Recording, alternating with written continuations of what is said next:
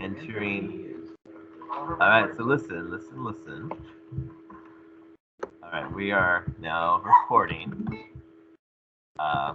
What I want to do is I want to now look at the handout you received called the Mughal. So a couple things we're going to just kind of go through this real quick. It says on the handout, geographically, the Mughal Empire, you should know, is, of course, it's what part of the world? It's northern central India. And there is a difference between the Mughal and these other Muslim empires. We talked about the Safavids, we talked about Persia, or the Ottomans and the Safavids. But what's the difference between the Mughal and the other two? What's the difference? What's the big difference? Yeah, respond appropriately. What's the big difference? No, give me a real, you're a grown-up kid answer, not the names. Okay, wait. These are all three Muslim-ruled empires. They are different, but there's something more important of a difference between the Mughal and the Safavids and the Ottomans. What do you know about India? What's the main religion of India? Nope. Nope. Hindu. The difference here is, if you and I went to the Ottoman Empire, the average person's Muslim, ruled by Muslim. That makes sense. If you and I went to the Safavid Empire, average person there is Muslim, ruled by Muslim. That makes sense. In India, the average person is Hindu, ruled by, though, Muslims. We'll write down there was a Muslim ruling minority. A Muslim ruling minority. That makes them different. All these three are Muslim-ruled empires. The difference, though, is the Mughal are a Muslim minority that are in charge.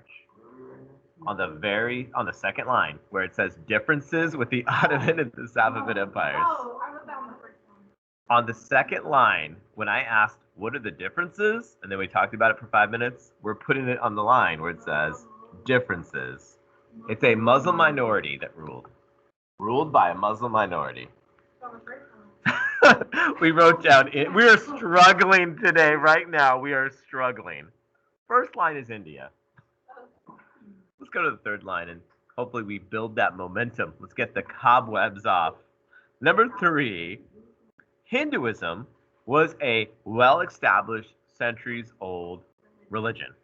So this is one of the reasons why it's going to take a while for Islam to be able to kind of become the force it is. A couple guys you should know about the Mughal Empire. First you should know is this guy named Babur. This guy is the founder of the Mughal Empire. It tells you on your handout already he was the great-great-grandson of a guy named Timur. And this guy Timur, who is he? Well, it tells you already he was a Central Asian conqueror who's said to have killed, it says on your handout, 17 million people. Now, Adolf Hitler is famous because he killed 12 million in the Holocaust, plus others in World War II. But this guy killed 17 million, and he actually, on your handout, saw himself as someone who's going to restore the Mongol Empire. We've talked about the Mongol Empire before. You might remember it was like the largest land-based empire in the world. And Timur thought, you know what, I want to bring that back.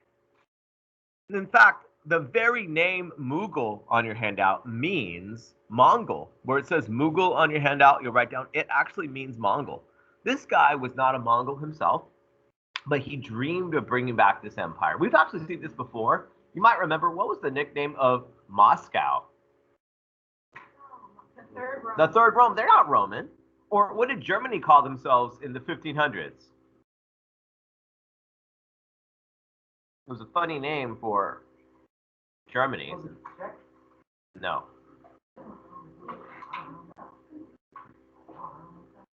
They were not, in Germany, we should definitely know this, like by name.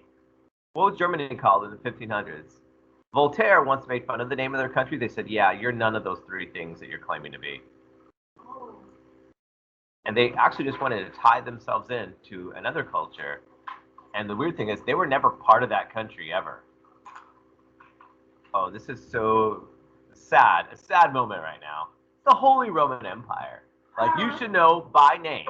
Germany is the Holy Roman Empire. And that's a weird name for Germany, because it wasn't holy. They weren't Roman, they were German, definitely not an empire. It was a loose confederation of German-speaking states. Same thing here. Mughal, it was never part of the Mongol Empire, but this guy is like super interested and super fascinated. He says, hey, I'm going to bring it back. In fact, ethnically, this guy wasn't Mongol. We'll write down he was Turkic. We've talked about Turkic people before. That's spelled Turk, Turkic. That's what his ethnic background was. And this Mughal Empire in brown, not too shabby, it had 100 million people where it says population. That's pretty impressive for 520 years ago. So that's the Mughal Empire. And it says on the handout that they have something going really right for them. It says that they had an economy that wasn't just good, it was in fact thriving. And that's different than the Safavids, because what was the average person in the Safavid Empire doing for a living? Just subsistence, just, hey, you know what, I'm just growing enough to feed my family. Not in India. It says on the handout that they had a thriving trade economy based partly on high quality, you'll write down cotton. Like the best cotton in the world being grown in India. In fact, some of the best, it says on the handout, fabrics in the world were from India. If you wanted the best clothing on planet Earth, you're going to get it from India. The best fabrics in the world were from India. So, in fact, wealthy white people wanted their clothing from India, which means you have to have the money to be able to afford stuff from the other side of the planet. But wealthy white Europeans said it was worth it because of the best stuff you could get. It says on the handout for Hindus and Muslims that conquering Muslims destroyed Hindu temples. You know, there is a conflict between Hinduism and Islam. Islam says that there's no God but Allah and Muhammad is his prophet. And Hinduism says, you know what, there's hundreds of millions of gods, and they all have statues, and they all have these different images that go along with them. So there is a problem there. They destroy Hindu temples. Also, it says on the handout, Muslim forces often enslaved Hindus. That's not cool, but you might remember Islam says that slavery is okay as long as you're enslaving non-Muslims. So there's a lot of bad things. They're destroying Hindu temples. They're enslaving Hindus. We're going to skip where it says Mughal blending. You'll just leave that as it is. But because they don't actually trust Hindus, even though they're like literally from India, they actually bring in people that they think would be better. It says on your handout, 70% of the advisors and the administrators were Muslims from outside of India. Muslims from outside of India. It would be like if we had a new principal at LaPorte High School and he fired 70% of the teachers from here and said, I'm just going to bring teachers from my hometown. And they replaced the staff here. India is now being ruled by non-Indians. 70% of those really important government jobs are from people who were not even from India and people who were Muslim. That 15%, only 15% of the government was run by Hindus. Only 15% of government jobs went to Hindus. And again, they're the majority, but they only have a small presence in the government. This is going to be a problem, right? If you have the majority treated like trash, if the majority not being represented, if you have the majority not getting jobs that they're qualified for, your country might fall apart. And this next guy realized that. This guy named Akbar. And so Akbar is this other leader you should know by name, and he doesn't want India to fall apart. So he says, you know what, I'm going to do my best to help my Indian people realize that we're better together than we are apart. Akbar, it says he married a Hindu woman. And he does that on purpose, right? Like he wants to bring these two religions together. His marriage, it says, was a symbol for reconciliation among different religions. Different religions. He says, you know what? We can be different religions. We can still be one family. We can be two different religions and be one India still. So he's hoping and encouraging his men will also, you know, marry Hindu women and let's kind of bring India together. In fact, something he does to help bring India together is, you might remember in Islam that they require you to pay a freedom of religion tax. I can be a Jew, I can be a Christian, whatever, as long as I pay the tax.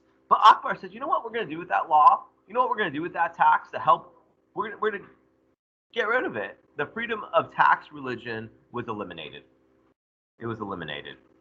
They got rid of it. That's a big deal. That means 70 million people that would have had to pay this freedom of religion tax don't have to anymore. Akbar wants to bring people together. He's about freedom of religion. In fact, he's so for freedom of religion, he says, you know what, if you're a Muslim, we shouldn't force our Muslim laws on the Hindus. You know, Muslims can't eat pork. That's like not okay in the Quran. But why should Hindus not be able to eat pork if they want to? So he says there should be two sets of laws. Hindu laws for Hindus, and guess what kind of law for Muslims? Muslim laws. We actually know the vocabulary word for Muslim laws. What is that vocabulary word for Muslim laws? It's an Arabic word. It starts with an S, if that helps. Oh, that makes me super sad. If you don't say it, you don't know it. It's called, and I want you to write it down, it's called Sharia. Sharia. Sharia. If you have Sharia law, that's Muslim law. And so he says, you know what? Muslims should have Sharia law. Hindus have Hindu laws. We'll all be cool. We'll all be one India. We'll be the Mughal Empire. Now, sometimes what happens though, like when your religious laws and my religious laws, they butt heads. We need like a Supreme Court. We need like someone to make a final decision. And the Supreme Court is going to be Akbar. He will break any ties. Like if there's any discussions or disputes, the final court will be Akbar himself. So Akbar is all about unity. Akbar is all about bringing people together. Akbar is all about, hey, Hindus and Muslims, let's live together. But Akbar actually goes a step further because he's like, okay, super tolerant Muslim, and then he decides, you know what I'm going to do? I'm going to make up my own religion. And I don't know if you ever go to like a salad bar, or you go to Mod Pizza or Chipotle or Subway. You get to look at all the options and you get to say, you know what? I don't want that. Who on earth would ever eat a banana pepper? Who in their right mind would ever eat a banana? You know, you get to make your choices. And Akbar does that with religion, but he's not building his own sandwich. Akbar is building his own religion. It says on the handout that Akbar actually made up a religion that mixed elements of different religions. He made up his own religion. Syncretism is a related term we've talked about before, and this is a great example of syncretism. In fact, his religion was called Akbar's Divine Faith, and he actually sprinkled a little bit of Muslim beliefs, little Hindu beliefs, Zoroastrian, Sikh, which we'll talk about in a moment, Christianity, all of it was mixed up together in this sandwich of faith called Akbar's Divine Faith. Now, there is an expression in Arabic you may have heard before, which is Allah Akbar. Now, sadly, sometimes people say this, like most famously when like some terrorist blows themselves up, or you know, like we watched this video earlier in the year from a magazine in France called Charlie Hebdo.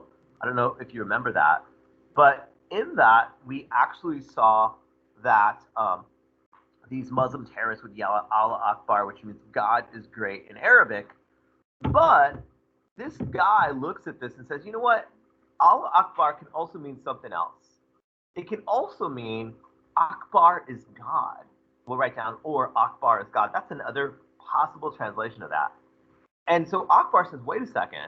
Are you saying that this common Muslim expression literally can mean I am God? Hey, sign me up for that. And so he actually makes himself the God of his own religion. So he went from super tolerant Muslim, I just want to everyone hang out, be chill, to I'm literally making my own religion. By the way, I'm God. So a lot of Muslims like, dude, you had me on, let's be kind to Hindus. You lost me on, you declare yourself to be God. Now, one of the most famous buildings in the Muslim world is the Taj Mahal. Now, you've likely seen images of the Taj Mahal. In fact, what did you say? In fact, you see the Taj Mahal here. I'm going to show you this video. There's no sound of this video. I just want you to see it. And I think a lot of you could identify it. This building. What would you say the purpose of this building? A lot of people will say mosque because it looks kind of like a mosque. Or other people say, oh, that's where he lives. That's a palace. This is actually a mausoleum. A mausoleum means a building where someone is buried. This whole building was just made for the emperor's wife. He had a wife that he loved. He had multiple wives, but he had one wife that he super duper loved. She died in childbirth. She actually had 14 kids and died in labor on the 14th kid. Now, I just want to point out, that may sound impressive, but my grandma had 14 and she didn't get no palace built for her. So, you know, she just lived her life on the board.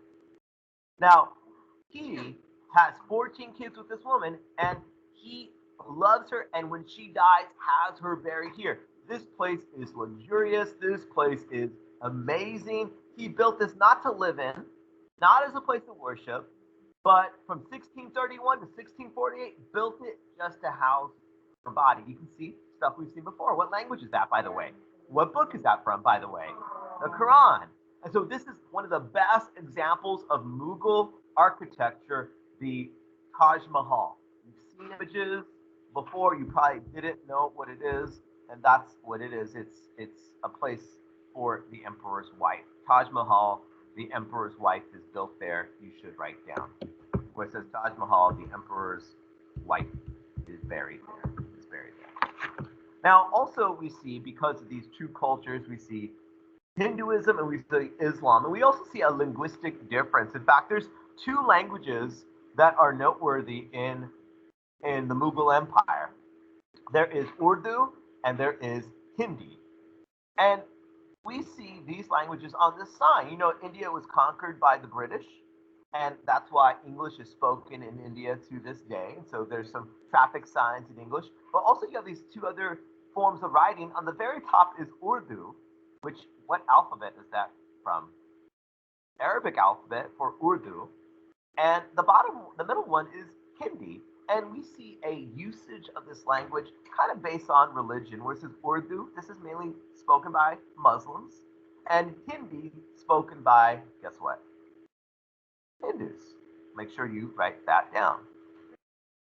Urdu mainly spoken by Muslims and Hindi by Hindus. Now, actually, this language is almost identical. If you heard someone speaking Hindi and you heard someone speaking Urdu, it's pretty much the same. In fact, if I was an Urdu speaker and Samantha was a Hindi speaker, we could talk to each other. I speak Urdu in Pakistan. She speaks Hindi in India. We can actually understand each other. But if Samantha were to write me a letter, I couldn't read it. And if I were to write her a letter, she'd have no idea. So that's an interesting thing. It says on the next line, conversion to Islam was from among the poor. If you are poor in India, you remember India? The whole thing about India is there's what kind of system in India socially? A caste system. And they believed in India there is a thing called reincarnation. They believe in India there's a thing called karma. And you know why you're poor in India? It's because you kind of deserve to be poor. Remember, the caste system says that all of us get what we deserve, and that's what you deserve if you're in this poor caste. A lot of poor people said, why would I stay in a religion that says I'm poor because I deserve it? I'm going to convert to Islam. There's another religion you should know about called Sikhism. We'll write down this was a new religion in the 1500s. So Sikhism sometimes gets confused with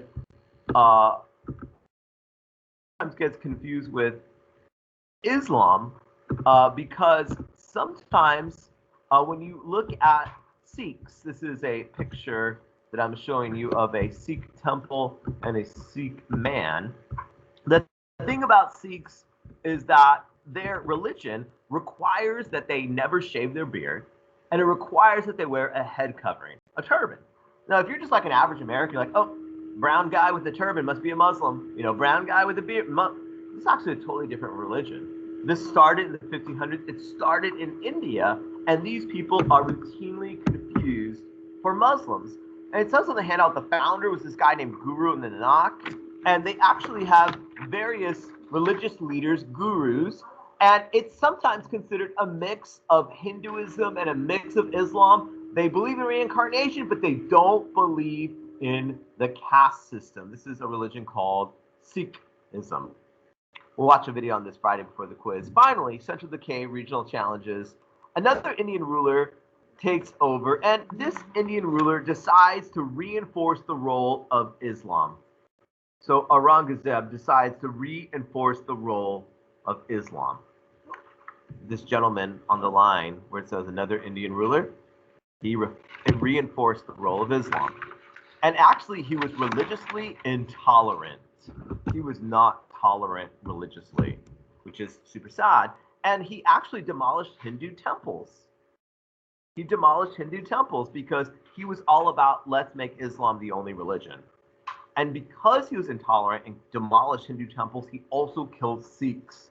This this new religion that we just talked about. Sikhs is Sikhs. It says on the handout that his empire thrived, though. It says on the handout he ruled 158 million people.